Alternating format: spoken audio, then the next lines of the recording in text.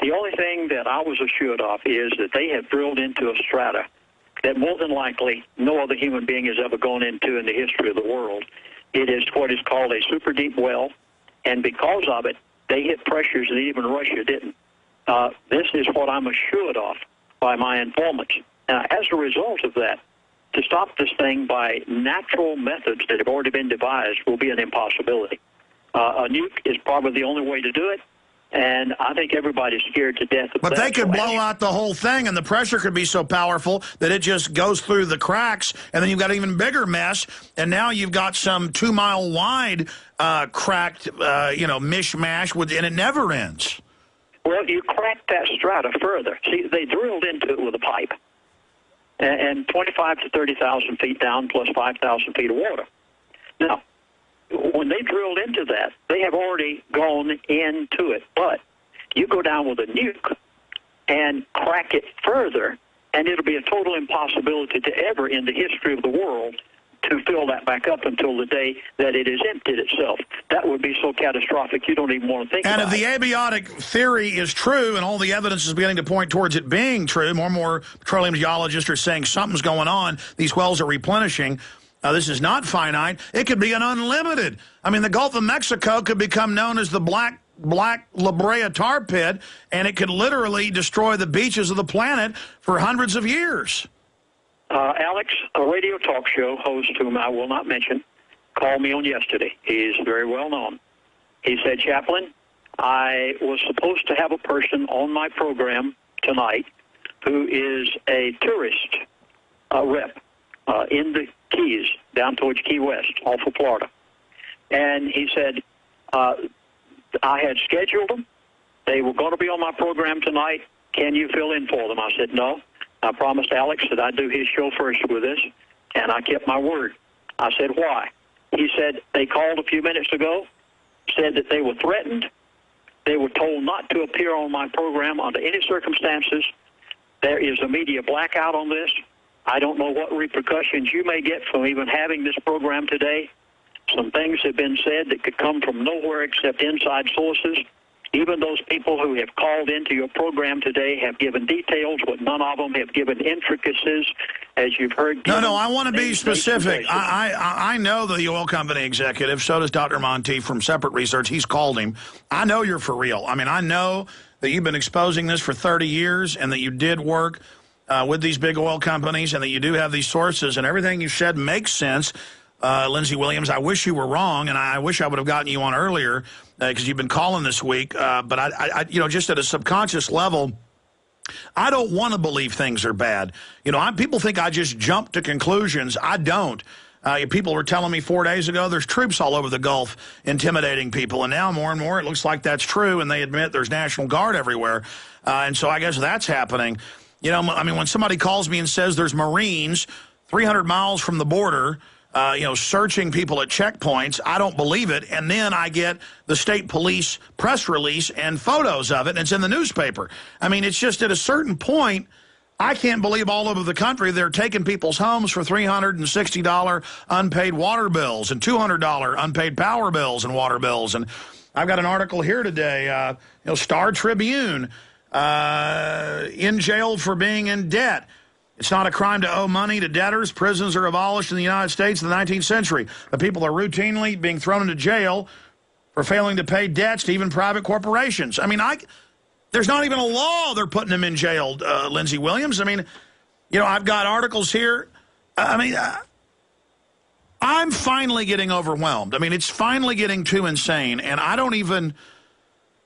I guess the Bible says they wear out the saints with all their, chicanery and their enjoyment of it. And I'm not saying I'm a saint or anything, but, it's just I feel worn out sometimes.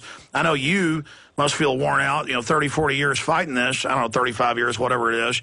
And I want to go to a few phone calls here, but also tell folks how to get that new DVD you've put out on this so it's all clearly laid out.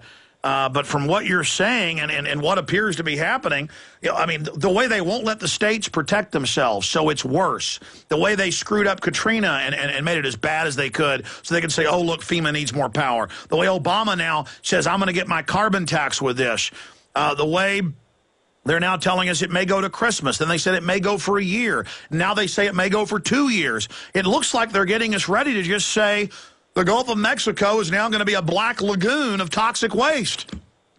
Well, Eric, Alex, I have covered what actually has happened, and I have given you documented information. I have talked about what is happening, not only what did happen, but what is happening. Now I'd like to tell you what's going to happen. And I'll begin with John Hofmeister. I'm going to back up all of this with names and dates. I don't dare give this without it. John Hofmeister is the former president of Shell Oil, is the author of a book entitled Why We Hate the Oil Companies. You can go find this for yourself. Now, here's what he says. The BP disaster has raised questions about halting risky domestic oil extraction procedures altogether, including deep water programs. Bud Hofmeister, a longtime advocate of more domestic drilling, says America simply can't afford to stop drilling. America's net imports of foreign oil has jumped from 58.2% in 27 from 34.8% in 1973. That's according to the U.S. government. Now, Hofmeister says, while we dream about new energy systems decades from now, the price to consumers will have to pay for things like gasoline, electric, diesel would just skyrocket if America halted offshore drilling. Prices could go to a point where fixed income and low-income people are simply taken out of the personal mobility marketplace, which would be a shock and unnecessary because of our unwillingness to produce domestic resources. Now I'm going to give you his prediction. Here it is. What you're going to be paying for gasoline. I'm surprised somebody hasn't asked that so far. I know it's down at the pump right now, but you haven't seen anything yet. I'm going to tell you what is John Hofmeister's statement, because you remember the President of the United States of America said just recently he's going to halt all future permits for offshore drilling, and here's what Hofmeister says. You can put it in your book. My Mr. X has told me this will probably happen, and here it is.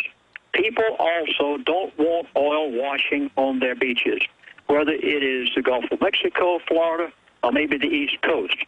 I'll go into that in a moment. Do you think that American public is going to say, we don't want the drilling offshore anymore? Well, here's what he says. To accept, he said, if Americans say that, you are going to be accepting $6 to $8 per gallon at the gas pump as an alternate in the near future. Folks, you are going to be paying $6 to $8 at the gas pump in the near future. Well, Lindsay, I saw an AP article yesterday. I saw an AP article yesterday to interrupt, where all the foreign oil companies and U.S. oil companies that had their rigs out there already drilling, the headline was, oil companies pull up stakes in the Gulf, and they're all just leaving. No new exploration, even in areas in international waters. It's over, and now Obama's saying he's going to try to stop deep drilling in the United States.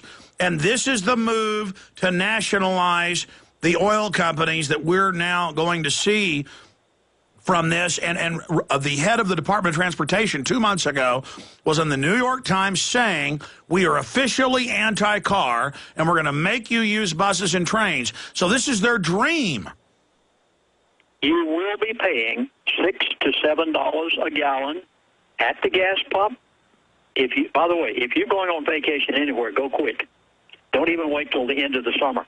You are going to be paying $6 to $7 a gallon at the gas pump in the very near future. And that means airline traffic's going to go up? Oh, airlines will go bankrupt. There's no way that airlines can stand this. They'll nationalize the airlines. The government will take them over. Obama wants to make us a socialistic state, and he's going to do it because now he has the wherewithal to be able to. Now, I want to give you the other item, though. This one is future. And I have to read this. The oil spill in the Gulf of Mexico may have apocalyptic consequences. A report of the Russian Ministry of Natural Resources said the British petroleum oil spill is threatening the entire eastern half of North American continent with total destruction, report says. An ominous report by Russia's Ministry of Natural Resources warned of the impending disaster resulting from the British petroleum, oil, and gas leak in the Gulf of Mexico, calling it the worst environmental catastrophe in all of human history, the European Union Times reported. Russian scientists believe BP, folks, please write these words down. I'm going to spell them for you in just a moment.